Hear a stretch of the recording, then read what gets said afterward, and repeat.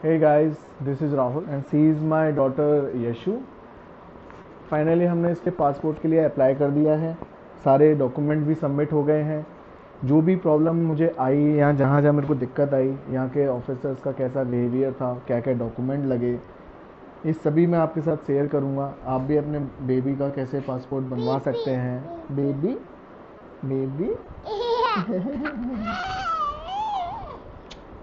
जाओ खा लो बेटा, रोटी खा लो, जाओ।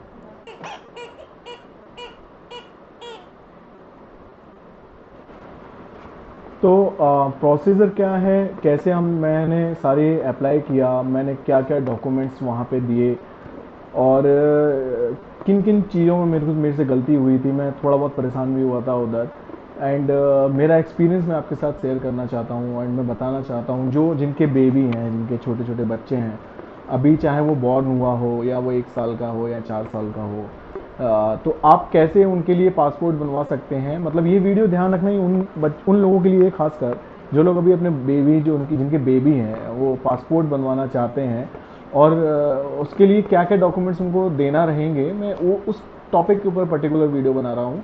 एंड ये उन बेबीज़ के लिए भी है जो रिसेंटली अभी जस्ट बॉर्न हुए हैं, है ना। तो ये ऐसा नहीं है कि मतलब बच्चा बड़ा हो गया है, थोड़ा सा 1 साल का हो गया है तो ही पासपोर्ट बनेगा, ऐसा नहीं है। जो बॉर्न हुए हैं उनके लिए भी है। तो अब बेसिकली ये बात करते हैं कि अगर आपको मेरी ये वीडियो अच्छी लगे और आपको समझ में आए ये टॉपिक, तो मेरे इस चैनल को आप सब्सक्राइब कर दीजिएगा, लाइक कर दीजिएगा, बाकी आपकी मर्ज़ी है। तो मैं पॉइंट पे आता हूँ सीधा। पहले तो डॉक्यूमेंटेशन की बात करते हैं। सबसे मेन इंपॉर्टेंट ये चीज़ है कि आधार कार्ड ज़रूरी है क्या। नहीं गाइस, आधार कार्ड बिल्कुल भी रिक्वायर नहीं लगता है पासपोर्ट के लिए। वो नहीं मांगते हैं आपके बेबी का आधार कार्ड। वहाँ जो सबसे इम्पोर्टेंट चीज़ है वो है आपका बेबी का बर्थ सर्टिफिकेट। ध्यान रखो, पासपोर्ट में एक ही चीज़ इम्पोर्टेंट होती है कि जो बर्थ सर्टिफिकेट है उसमें एक एक चीज़ करेक्ट होनी चाहिए। और वो सभी चीज़ें जैसे उसका अपने बेबी का उसमें एड्रेस डलवाया बर्थ सर्टिफिकेट में, तो एड्रेस माता पिता दोनों के आधार कार्ड से मैच होना चाहिए। डॉक्यूमेंट क्या क्या लगेंगे, देखो, मदर फादर दोनों के पासपोर्ट ओरिजिनल लेके जाने हैं, साथ में फ़ोटोकॉपी लेके जानी है। फ़ोटोकॉपी का ध्यान रखना कि फ़ोटोकॉपी डार्क नहीं होनी चाहिए, नीट एंड क्लीन होनी चाहिए, थोड़ी ब्राइट होनी चाहिए, वही फ़ोटोकॉपी चलती हैं। अदरवाइज़ वो आपको बोलेंगे कि दोबारा जाके फ़ोटोकॉपी करा के लाइए, ये नहीं चलेगी। तो आपको फिर नेसेसरी पासपोर्ट ऑफिस से भगना पड़ेगा इधर फ़ोटो स्टेट के पास। तो उससे अच्छा है कि आप घर से एक पूरा सेट करा के ले जाइए। मैं डॉक्यूमेंट्स आपको बता देता हूँ। आपको बेबी का फ़ोटो खिंचवाना है। फ़ोटो में भी एक मेरे से मिस्टेक हुई थी। मैंने फ़ोटो जो खिंचवाया था घर से खिंचवा के ले गया था शॉप से पहले, तो वो उन्होंने वहाँ एक्सेप्ट नहीं किया। उन्होंने मेरे को कुछ उसमें कंडीशंस बताई थी। वो क्या कंडीशंस थी मैं आपको ये वीडियो में सामने पुट कर दूंगा, मेरी बेबी के फ़ोटो। कि एक फ़ोटो मैंने बनवाया था, दूसरा फ़ोटो जो उन्होंने मेरे से बोला था मैंने वैसा बनवाया था। तो दोनों में क्या अंतर है आप खुद देख लीजिएगा। तो ये एक फ़ोटो लेके जाना है, साथ में आपको ओरिजिनल बर्थ सर्टिफिकेट लेके जाना है, माता पिता दोनों के आधार कार्ड लगेंगे, दोनों के पासपोर्ट ओरिजिनल लगेंगे। ओरिजिनल ही सारी चीज़ें लेके जानी है, वो एक एक चीज़ ओरिजिनल देखते हैं। अब बात करते हैं आधार की, क्योंकि लोग कहते हैं कि हम पे आधार तो आता ही नहीं है, किसी किसी के पास आधार कार्ड आता ही नहीं है, वो ऑनलाइन डाउनलोड करते हैं तो वो चलता है, वो भी उन लोगों को एक्सेप्टेड है। लेकिन आधार चलेगा फुल बड़ा वाला जो हम लोग ऑनलाइन डाउनलोड करते हैं। आप या तो खुद से डाउनलोड कर लीजिए। अगर किसी को आधार कार्ड डाउनलोड नहीं करना है, नहीं करना आता है, तो मुझे बता देना कमेंट में कि मैं एक आधार कार्ड कैसे डाउनलोड करते हैं। आधार कार्ड में भी वेरिएंट्स होते हैं। यहाँ पे जो आधार कार्ड लगेगा पासपोर्ट ऑफिस में वो लगेगा सिग्नेचर वेरीफाइड वाला। ध्यान रखिए, 2-3 आधार कार्ड निकलते हैं, एक मास्क आधार, एक फुल आधार और एक नॉन सिग्नेचर वेरीफाइड आधार। तो हमको सिग्नेचर वेरीफाइड वाला आधार कार्ड निकालना है, उसमें राइट टिक आता है। मैं कोशिश करूंगा इस पर एक सैंपल लगाने के लिए कि वो कौन सा आधार कार्ड होता है। आप उसी आधार कार्ड को प्रिंट आउट करवाएं, फुल प्रिंट आउट कराएं और वही आधार कार्ड को आप वहाँ लेके जाएं। तो साथ में ये दोनों मदर फादर दोनों के आधार कार्ड, दोनों के ओरिजिनल पासपोर्ट, बेबी का फ़ोटो एंड एनेक्सर डी का फॉर्म हमें ऑनलाइन ही मिल जाएगा। जब हम पासपोर्ट सेवा साइट पे आप जब एप्लीकेशन ऑनलाइन फॉर्म भरोगे, जब ही आपको मिल जाएगा एनेक्सर डी का फॉर्म।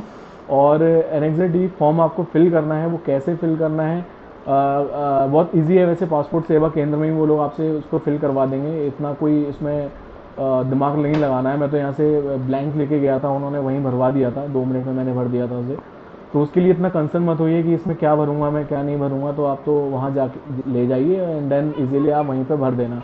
डॉक्यूमेंटेशन यही है, इससे ज़्यादा कोई डॉक्यूमेंटेशन नहीं है।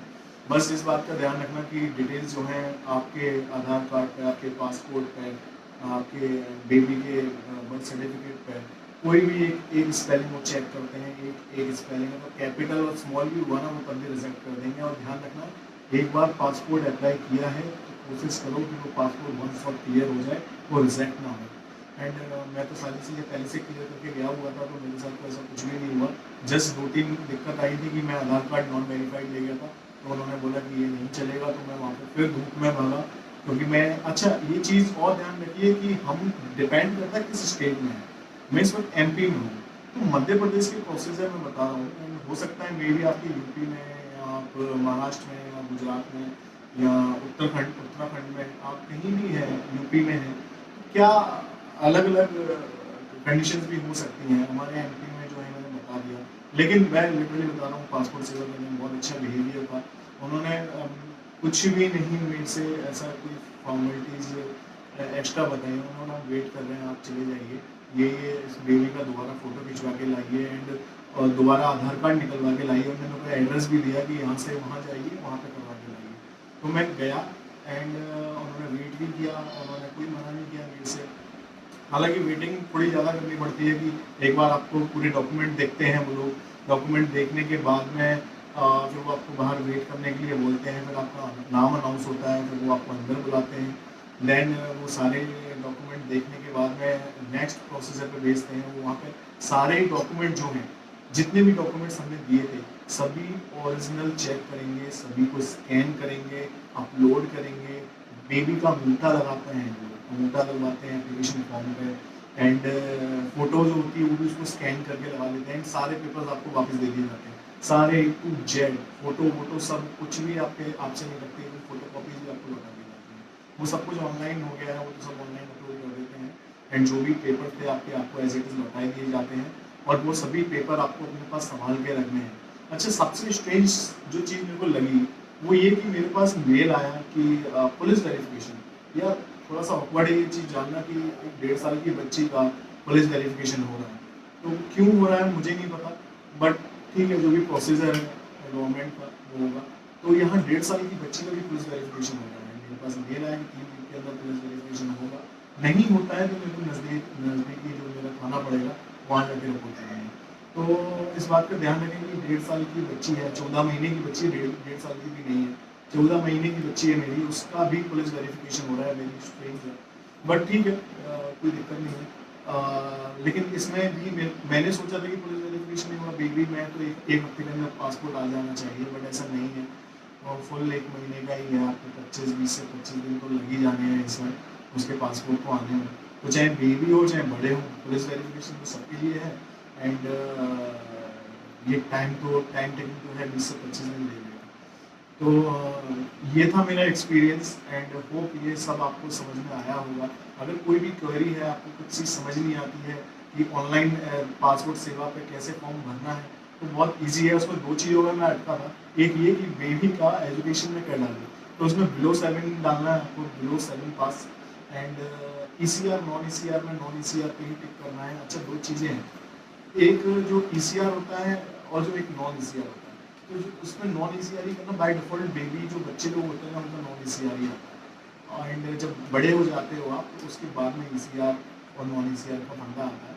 तो अगर आपको ये भी जानना है कि ECR एंड नॉन ECR क्या होता है तो आप मुझे कमेंट कर देना, तो मैं एक video ECR and non ECR पे पर्टिकुलर बना दूँगा एंड आपको बता दूँगा कि ECR नॉन ECR में क्या अंतर है, किसको लगेगा। और अगर कुछ लोग ये भी जानना चाहते हैं कि उनके पेरेंट्स हैं या उनके घर में कोई है और वो पढ़े लिखे नहीं हैं, उनके पास डिग्री नहीं है जैसे, तो उनका पासपोर्ट कैसे बनेगा, क्या क्या डॉक्यूमेंट्स लगेंगे, अगर मार्कशीट्स नहीं है हमारे पास तो क्या क्या लगेगा, तो मैं उसके ऊपर भी बना दूंगा कि क्या कंडीशन है, 50 ईयर से ऊपर में क्या कंडीशन होगी, 50 साल से नीचे हैं तो क्या कंडीशन होगी। एंड मैं काफ़ी कुछ वहाँ पूछा भी था एंड खुद ऐसा नहीं है कि मन से बता रहा हूँ, पढ़ के बता रहा हूँ। पर्सनली पासपोर्ट ऑफिस में जाके ऑफिसर से मैंने बात की है, सब चीज़ों को जाना है और उन्होंने मेरे को बताया है। मैं बार बार ये बात कह रहा हूँ कि ध्यान रखें, ये स्टेट वाइज डिपेंड कर सकता है। आप किसी अलग स्टेट में हैं तो वहाँ का प्रोसीजर अलग हो सकता है। मेरे एमपी में है, एमपी का ये प्रोसीजर है और बहुत सपोर्टिव है भाई, मतलब उन्होंने वन शॉट हमारा काम कर दिया था, कहीं कोई दिक्कत नहीं आई थी। एंड ये चीज़ें आपको काफ़ी हेल्प करेंगी आई हो। तो अगर फिर से एक बात, अगर मेरी वीडियो अच्छी लगे और आपको कुछ भी और जानना हो तो मेरे चैनल को सब्सक्राइब कर दो और मेरे को कमेंट में बता दो कि भाई इस पर एक वीडियो और बना देना या इसको और एक्सप्लेन कर देना, तो मैं इसको भी एक्सप्लेन कर दूंगा। देन हम लोग अब कहीं जाएंगे, वो भी एक सरप्राइज है, अगर कहीं जाएंगे तो मैं पूरी एक ट्रिप की वीडियो बनाऊंगा, आपको मैं शेयर करूँगा कि कैसा हमारा ट्रिप होने वाला है या कैसा रहेगा। तो thank you guys for watching this video. Have a good day.